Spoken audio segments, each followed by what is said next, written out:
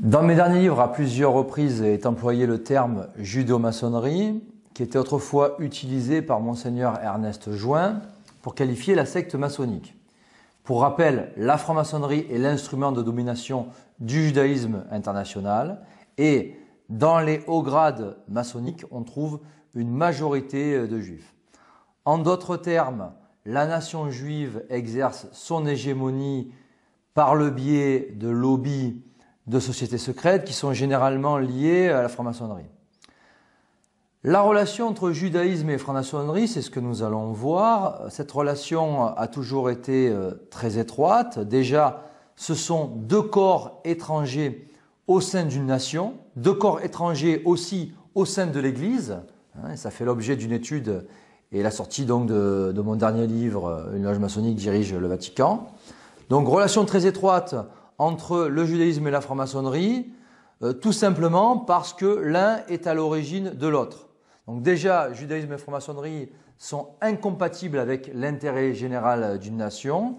Et puis comme je le disais, l'une est à l'origine de l'autre, même si officiellement à l'origine de la franc-maçonnerie, ce sont deux protestants dont l'un d'entre eux était Rose-Croix, donc John Sanderson et Jean Théophile Desaguliers, qui sont à l'origine donc de la création de la franc-maçonnerie officiellement en 1717. Mais on retrouve une origine juive donc dès le départ et une inspiration kabbalistique.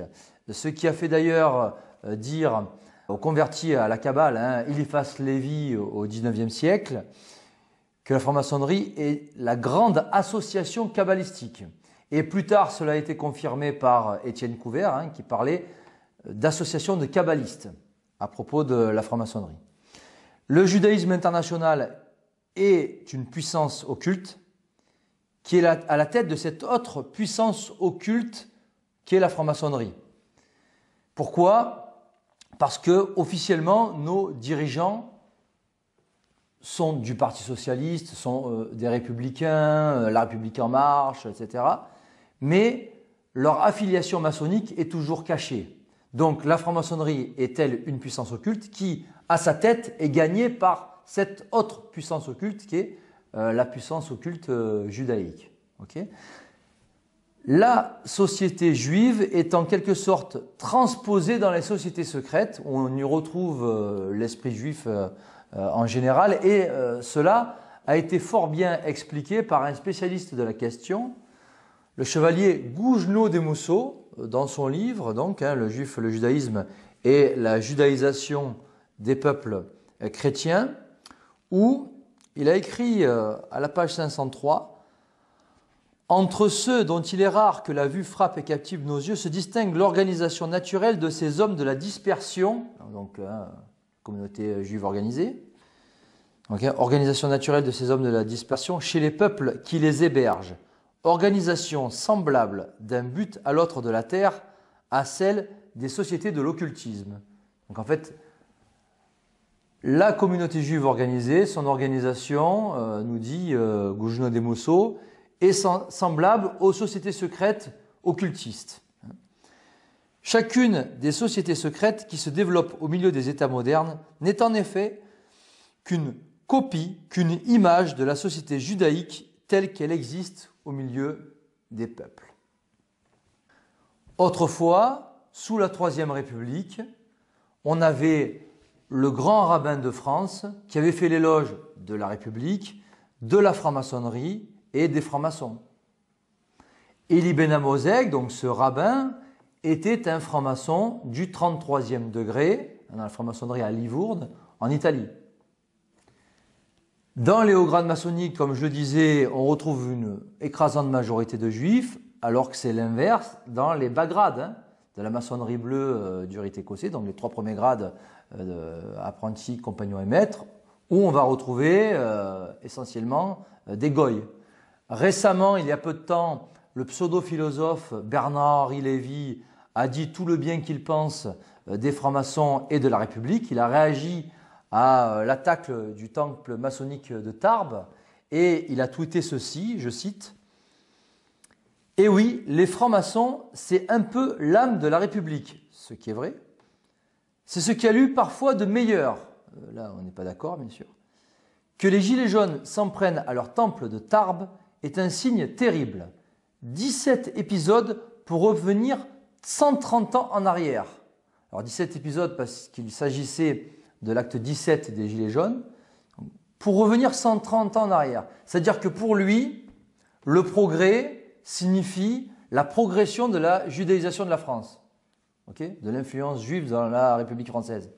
Donc pour lui, on a avancé de 130 ans. Mais pour nous, on a évidemment régressé en 130 ans. Donc c'est là toute l'inversion talmudique qu'on retrouve donc chez le juif talmudiste Bernard-Henri Lévy. Les juifs ont doublement besoin de la franc-maçonnerie et des francs-maçons. Donc de la franc-maçonnerie d'en haut comme de celle d'en bas. Et on va voir pourquoi. Donc déjà la franc-maçonnerie d'en bas.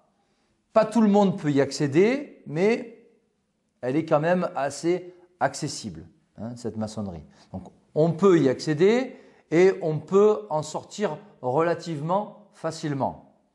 Ces francs-maçons-là, des bas grades, servent surtout à montrer une certaine image, une façade philosophique, philanthropique de la franc-maçonnerie, où ils débattent de sujets de société.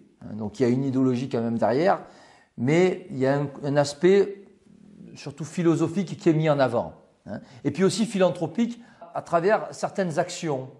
Vous voyez, quand par exemple ils vont faire un don à une association, il va y avoir dans les journaux, ça va être mis en avant, par exemple quand c'est le club paramaçonnique du Rotary ou du Lions Club qui font cela.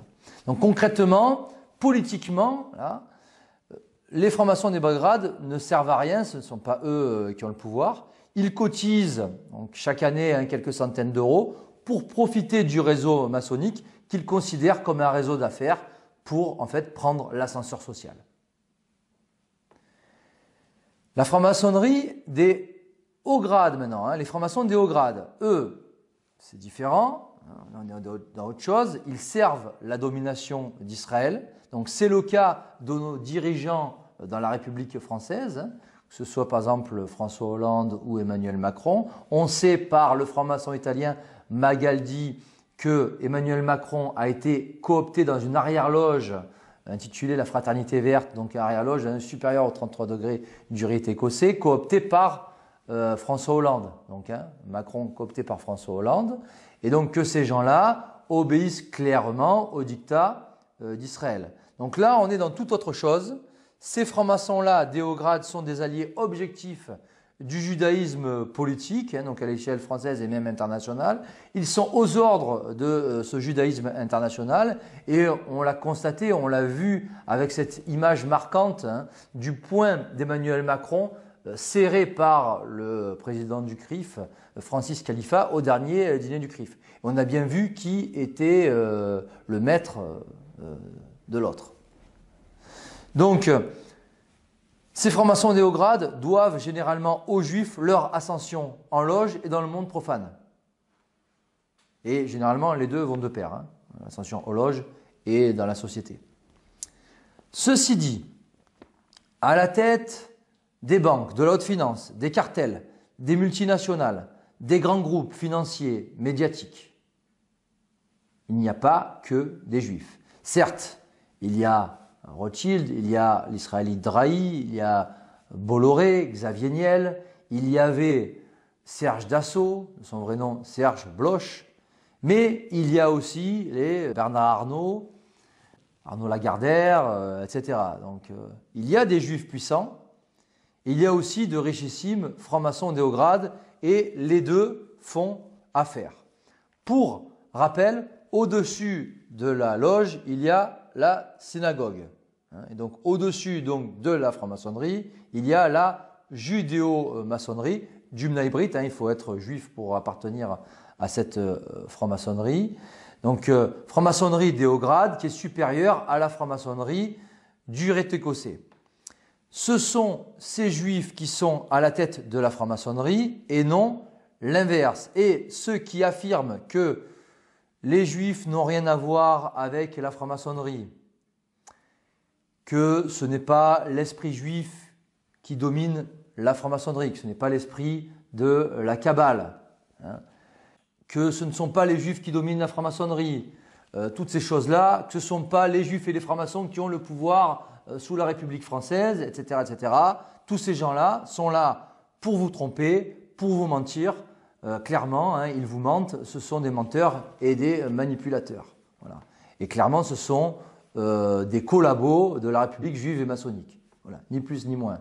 Quelle que soit leur étiquette d'ailleurs. Hein. Qu'ils soient d'ailleurs catholiques tradis, qu'ils ne le soient pas, qu'ils soient protestants, qu'ils soient athées, peu importe, ces gens-là vous mentent, ils ne disent pas la vérité sur ces sujets si fondateurs, si fondamentaux que sont les questions juives et maçonniques. C'est un marqueur, ça. Hein. A-t-on déjà vu un franc-maçon de haut grade s'en prendre à Israël, au sionisme, au judaïsme? Alors, on a vu John Fitzgerald Kennedy s'attaquer publiquement aux sociétés secrètes. D'ailleurs, il y a l'extrait hein, dans Le complot contre Dieu, mais aussi de Cris dans la nuit. Et donc, on a vu JFK s'en prendre aux sociétés secrètes. Et on a vu le résultat. Sinon, à ma connaissance, on n'a jamais vu de franc-maçon de haut grade, avec une certaine responsabilité, être dans l'anti-judaïsme ou l'antisionisme. Tout simplement parce que c'est éliminatoire. Donc, pour faire carrière, il faut éviter ce genre de position. Donc, les uns ont besoin des autres et inversement. Donc, les uns pour asseoir la domination d'Israël, la domination de la nation juive sur les autres nations. Les autres pour prendre l'ascenseur social. Ils doivent se soumettre à leur maître pour espérer monter en grade dans la hiérarchie républicaine. Et on est donc dans la lutte des places, hein, c'est ça en fait la politique politicienne, la lutte des places qui s'est clairement substituée à la lutte des classes chère à Karl Marx, qui appartenait d'ailleurs à cette communauté organisée. Alors seul pour gouverner, surtout à visage découvert, c'est compliqué. Et ça, la nation juive l'a parfaitement compris. Elle agit très rarement à découvert, comme cela s'est produit en 1917 avec la révolution bolchevique et ensuite le bolchevisme, le communisme qui a suivi. Donc elle agit très rarement à découvert, elle ne souhaite pas porter la responsabilité officielle de ses crimes, et cela se comprend, alors elle les fait exécuter par d'autres, hein, ces méfaits, ces crimes. Du coup, les Juifs influent et même dominent par le biais des sociétés secrètes, donc sans paraître officiellement comme les dirigeants des nations et donc les responsables du désastre actuel, hein, du chaos ambiant. On a affaire à des faux pompiers et des vrais pyromanes, comme le sont donc les Jacques Attali et consorts. Donc, tel le diable qui avance masqué, Israël se tient en coulisses et fait faire le sale boulot aux goyim. C'est la raison pour laquelle, très souvent, le chef d'État d'une puissance est une marionnette goy sous contrôle judéo-sioniste. Et là, on va prendre les exemples des États-Unis et de la France. Il y a maintenant plus d'un siècle, avant la Première Guerre mondiale, aux États-Unis, c'était Woodrow Wilson, qui était donc le président des États-Unis d'Amérique, qui avait d'ailleurs été élu pour cela, pour faire passer la création de la Federal Reserve, et donc qui avait été élu, et en contrepartie, on lui a imposé comme conseiller l'avocat juif sioniste Louis Brandeis. Donc il avait comme conseiller Woodrow Wilson, donc Louis Brandeis, donc Israël, Edward Mandell House, qui s'était permis d'annoncer la Première Guerre mondiale plusieurs mois avant qu'elle éclate. Donc un agent très important du cartel bancaire, Edward Mandell House. Bernard Baruch comme autre conseiller de Woodrow Wilson. Donc Baruch qui était en fait le maître officieux des États-Unis d'Amérique et Woodrow Wilson était le maître officiel. C'est un peu comme en France avec Jacques Attali qui est le maître officieux de la République française et Emmanuel Macron le maître officiel. Et puis autre conseiller important de Woodrow Wilson, Paul Warburg, donc, qui était déjà à l'origine de la création de la Fed, avec cette réunion sur l'île de Jekyll auparavant, et qu'on va retrouver à l'origine de la Fed, qui était lié par le sang au Rothschild et aussi à Jacob Schiff, cet autre financier très important à cette époque-là. Warburg, qu'on va retrouver à l'origine de l'ONU et du CFR. Plus tard, aux États-Unis d'Amérique, on va retrouver un petit peu la même chose avec Bill Clinton, donc qui n'était pas juif, hein, mais qui va avoir comme conseiller économique Robert Rubin, secrétaire au Trésor américain, qui va être président du Council on Foreign Relations, donc c'est quand même pas rien, hein, comme ça un think tank qui décide de la politique étrangère des États-Unis. Donc, autre conseiller économique de Clinton, Larry Summers, donc là aussi hein, en fait hein, c'est Israël. Alan Greenspan, président de la Federal Reserve, puis Ben Shalom Bernanke, cet autre président de la Fed, et il y a eu ensuite Janet Yellen. Donc clairement, hein, pour être président de la Federal Reserve, donc cette banque centrale fondamentale basée aux États-Unis, clairement il faut être israélite. Hein. C'est évident. Et donc tous ces gens-là, conseillers économiques de Clinton. Et on va retrouver à peu près les mêmes conseillers économiques sous Obama. Donc encore Larry Summers. Joe Biden Jr., qui lui n'est pas juif, mais qui est ultra-sioniste, hein, il l'a déclaré. Et puis aussi pour les questions militaires, Rahm Emanuel. Voilà, cela se passe de commentaires. Et aujourd'hui, c'est Donald Trump qui a pris le relais, qui a acquis lui aussi à la cause israélite. Et il l'a déclaré, hein, je suis un partisan à vie d'Israël. Et il a un entourage très juif, Donald Trump. On peut s'en apercevoir dans cet article du site Who Controls America, qui a été traduit en français sur deux sites, donc Jeune Nation et La Contre-Révolution, où on peut constater qu'il y a 60 juifs dans l'entourage de Donald Trump, dont 58 juifs ashkénazes. Vous vous rendez compte? Et parmi donc, tous ces juifs, on a sa fille, sa propre fille Ivanka Trump et son gendre Jared Kushner. Donc voilà, l'article en français c'est Donald Trump, homme libre ou homme lige des Israélites. Mais après la lecture de cet article, la question ne se pose même plus. Donc tous ces chefs d'État américains doivent leur élection à des lobbies et notamment au lobby financier judéo-sioniste, l'EPAC, qui est en quelque sorte le bras armé financier du Bnei Brit aux États-Unis. Donc, ils doivent leur élection à ce genre de lobby et ensuite, ils ont des conseillers sionistes, juifs sionistes ou sionistes. Et alors, le CFR, vous retrouvez un Benjamin Netanyahou à qui on déballe le tapis rouge. Donc, clairement, la marionnette Goy qui est à la tête donc, des États-Unis, et même on va voir aussi pour la France, est clairement prise dans l'étau judéo-sioniste. En France, on retrouve à peu près le même schéma. Je rappelle que Georges Pompidou avait avoué qu'il était un salarié de la banque Rothschild et que depuis 1981, Jacques Attali est le conseiller donc à l'Élysée, j'allais dire à vie à l'Élysée, oui c'est un peu ça. Donc il était déjà le conseiller de Mitterrand, puis de Chirac, puis de Sarkozy, Hollande et maintenant Macron. Donc depuis 1981. Et on a ce genre de conseillers comme Attali, mais aussi Alain Bauer, mentor de Jacques Chirac, mais aussi de Nicolas Sarkozy, de Manuel Valls, les Klarsfeld, les Kuckerman, les Bernard-Henri Lévy qui gravitent comme ça donc, autour de l'Élysée et qui jouent un rôle majeur. Nous avons aussi les médias qui font élire une marionnette Goy entourée donc de juifs sionistes. Je le rappelle, donc autrefois c'était surtout TF1 qui faisait élire les Jacques Chirac ou les Nicolas Sarkozy. Et là, dernièrement, c'est BFM TV de l'Israélite Drahi qui a fait élire Emmanuel Macron. La stratégie de ce lobby juif est très simple. C'est de faire pression sur le pouvoir officiel. Se maintenir en coulisses, mais faire pression. Ne pas endosser le costume de dirigeant officiel, mais faire appliquer par un non-juif, et je rappelle qu'un franc-maçon au Déograde est un juif de synthèse, donc faire appliquer par un goy une politique judéo-sioniste.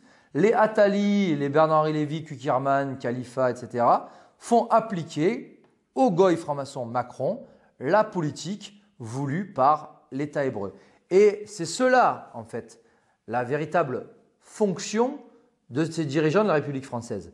Quand les gens élisent un président, ce n'est pas pour faire l'intérêt général, mais c'est pour faire l'intérêt d'une nation étrangère et en l'occurrence l'intérêt d'Israël, de l'Israël sioniste.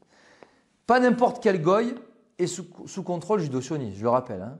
Ce ne peut être qu'un franc-maçon déograde qui a donc été auparavant trié pour monter en grade. Alors en matière de politique étrangère, c'est très simple, c'est faire la sécurité d'Israël. Donc ils le disent dès qu'ils sont élus, hein, Nicolas Sarkozy, c'est de suite, c'est la sécurité d'Israël qui importe par-dessus tout, d'où ce chantage à l'antisémitisme permanent si on est opposé à cela, si on est opposé à l'hégémonie donc de cette nation étrangère sur la France, donc par le biais de la République française, qui je le rappelle est l'anti-France et qui n'est qu'un régime politique, hein, qui n'est pas la France. Donc voilà, en termes de politique étrangère, ça c'est fondamental. Et en termes de politique intérieure, dans l'esprit du Talmud, c'est l'asservissement de la population française. Comment? Tout simplement par le racket du contribuable, par l'État, au service donc de banques privées qui sont dévouées au Grand Israël. Hein, c'est très simple. D'où la révolte d'ailleurs des Gilets jaunes, hein, qui s'offusquent, à juste titre, de ce racket en fait, du contribuable, hein, à tous les niveaux, hein, par le biais fiscal ou sur la route. Alors ce qu'il faudrait, parce qu'il faut toujours essayer d'apporter certaines solutions, non pas sur le plan temporel, parce que nous n'avons pas le pouvoir temporel, mais plutôt sur le plan spirituel, il faudrait que les francs-maçons sortent de leur secte, qu'ils comprennent qu'ils sont les sbires des Juifs, leurs idiots utiles, que ceux qui se disent chrétiens et francs-maçons cessent d'être francs-maçons, parce que je rappelle qu'on ne peut pas être une chose et son contraire, hein, et que la franc-maçonnerie a été condamnée maintenant, il y a plus d'un siècle, hein, en 1884, par Léon XIII dans son encyclique Humanum Genus, et même auparavant, hein, je rappelle par Clément XII déjà au XVIIIe siècle. Donc on ne peut pas être catholique et franc-maçon. Donc si on est franc-maçon, on cesse d'être catholique. Si ces gens-là sont francs-maçons, ils ne peuvent pas être chrétiens. Et donc ce qu'il faut, c'est qu'ils sortent de cette secte. Il y a des prières d'ailleurs pour les francs-maçons. Ce qui est valable pour les francs-maçons est aussi valable pour les juifs, qui doivent cesser de l'être, et qui donc doivent sortir du judaïsme, de leur communauté organisée. On a eu des cas de conversion sincère et intégrale au christianisme. Alors là, assez récemment, Israël Adam Shamir et le frère Nathanaël, eux, c'est le christianisme orthodoxe. Mais par le passé, du temps des apôtres, je rappelle qu'il y a une certaine partie qui a suivi Jésus-Christ, pas la majorité malheureusement. La majorité avait suivi les pharisiens, hein, qui sont en fait les rabbins, les juifs talmudistes d'aujourd'hui. Donc pas mal de conversions donc, du temps des apôtres. D'autres conversions, comme le père Ratisbonne, les abbés Lehmann, qui ont écrit sur les Rothschild, mais aussi sur les juifs sous la révolution de 1789. Benjamin Friedman aussi, hein, qui a écrit sur le sionisme, mais aussi sur les guerres mondiales. Et puis encore plus récemment, Véronique Lévy, la sœur de Bernard-Henri Lévy, qui s'est convertie apparemment sincèrement, et c'est tout à son honneur, d'autant que ce n'est pas sans conséquence hein, sur l'entourage familial. Notre foi, notre croyance détermine généralement notre action, notre mode de vie, nos habitudes de vie, nos mœurs. Ce fut l'objet d'une conférence, hein, le sujet de ma dernière conférence qui avait été donnée à Nice. D'où l'importance d'avoir la foi intégrale et non une foi tiède. Car généralement, nos actes sont conformes à cette foi. Ils doivent l'être. Hein, conformes donc à cette foi catholique. Et là, le problème, c'est que Lucifer est le grand architecte de l'univers dans la Kabbale et les francs-maçons déogrades sont eux aussi dans le culte de Lucifer. Et d'ailleurs, en 1889, Albert Pike avait écrit dans une correspondance « À vous, grands inspecteurs généraux souverains, nous disons ceci pour que vous puissiez le répéter aux frères des 32e, 31e et 30e degrés, et pas en dessous, hein, donc à partir du 30e degré, la religion maçonnique doit être par nous tous, initiée des hauts degrés, maintenue dans la pureté de la doctrine luciférienne. Et un peu plus loin, il a affirmé, oui, Lucifer est Dieu. C'est l'espace de commentaires.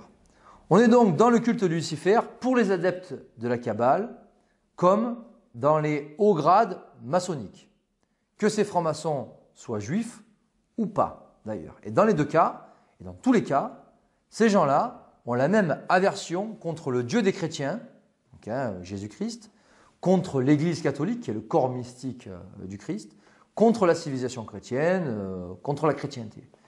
Dans les deux cas, ils souhaitent une gouvernance mondiale chère à Jacques Attali, qui est en fait le promoteur officiel de ce mondialisme en France, mais pas seulement, puisque on a eu George Herbert Walker Bush qui, en public à la télévision le 11 septembre 1990, soit exactement 11 ans avant les attentats du World Trade Center, donc George Herbert Walker Bush avait comme ça parlé de nouvel ordre mondial.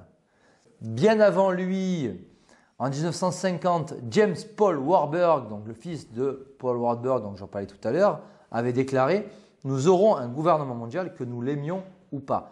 La question est de savoir si nous l'aurons par consentement ou par conquête. » David Rockefeller, ce ponte du mondialisme au XXe siècle, avait écrit « Nous sommes à la veille d'une transformation globale. Tout ce dont nous avons besoin est une bonne crise majeure. » Ça n'existe pas ça, une bonne crise majeure. Ça ne profite jamais au peuple. Un crash financier ne profite qu'à ceux qui le provoquent, à la haute finance, mais pas au peuple.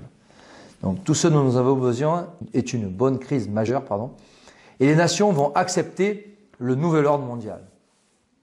À l'ONU, Kofi Annan, mais aussi Robert Mueller, Robert Mueller a notamment déclaré « Dès que possible, nous devons arriver à élaborer un gouvernement mondial et une religion mondiale dirigée par un leader mondial. » Même son de cloche à l'OMS, l'Organisation mondiale de la santé, par George Brock Chisholm, qui avait déclaré « Pour mettre en place un gouvernement mondial, il est nécessaire de retirer des esprits leur individualisme, leur loyauté aux traditions familiales, leur patriotisme national et leur dogme religieux. » Et là, on est clairement dans l'esprit du judaïsme international.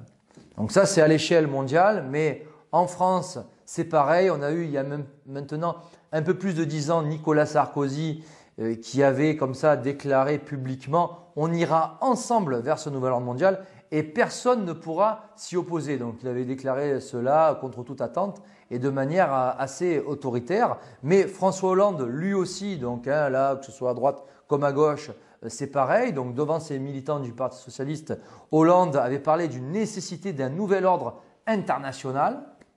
Au sujet de la franc-maçonnerie, il avait dit face caméra « Si l'on croit, comme c'est mon cas, dans la République, il faut passer par la franc-maçonnerie. » Comme c'est mon cas. Donc lui, il croit en la République et donc il faut passer par la franc-maçonnerie. Et donc lui, il avoue qu'il est passé par là. Voilà. Donc il a avoué qu'il était un franc-maçon, donc François Hollande. Voilà. Le but, on voit bien qu'il est identique chez tous ces gens-là. Et ce but, c'est celui des sociétés secrètes. Et c'est le message vraiment que j'ai souhaité faire passer au moment de tirer ma conclusion au sujet de la franc-maçonnerie dans mon livre qui est sorti à l'occasion des 3 siècles de la secte maçonnique, donc la franc-maçonnerie, 300 ans d'imposture. Unifier le genre humain sous une même bannière, la République universelle, sous une même religion œcuménique, réduire l'homme à son état animal, de simple consommateur dépressif. En ayant auparavant dissous les États dans les grandes puissances, ruiner et dominer les nations sous contrôle, effacer la notion de patrie, démolit l'ordre ancien pour ne laisser aucune trace de chrétienté authentique sur terre. Et d'ailleurs, l'incendie de Notre-Dame de Paris rentre dans ce cadre. Faire tomber toutes les barrières économiques, sociales et culturelles en faveur du marché. Marché, c'est-à-dire les multinationales, dont fait l'éloge Jacques Attali. Pour enfin aboutir au village global. le village global aussi encensé par Attali, piloté depuis Israël par la judo-maçonnerie qui est la contre-église de Satan. C'est ainsi que se projettent les oligarques occultes du mondialisme, ces faiseurs de catastrophes et architectes du désordre, en vue d'un nouvel ordre mondial qu'ils appellent de leur vœu, de ce messianisme juif talmudique qu'ils poursuivent avec tant de persévérance. Et on ne doit jamais perdre de vue que ce messianisme-là, ce messianisme juif talmudique, et donc toujours cette attente du Messie chez eux, est absolument fondamental pour comprendre les événements de ce monde. Donc voilà ce que poursuivent les talmudistes et les francs-maçons d'Éograd qui sont au pouvoir et qui amènent la France et les nations à leur perte, malheureusement.